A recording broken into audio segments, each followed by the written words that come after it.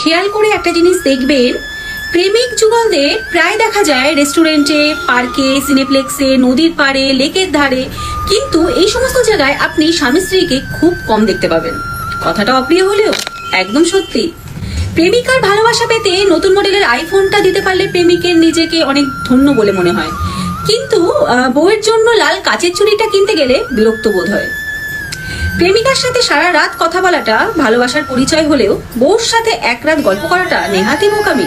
প্রেমিকা লাল গোলাপ পছন্দ বলে সারা দুনিয়া এক করে হাতে গোলাপ নিয়ে ব্যস্ত প্রেমিক, কিন্তু বউয়ের জন্য একটা লাল গোলাপের আবদারে তার আধিক্যতা লাগে।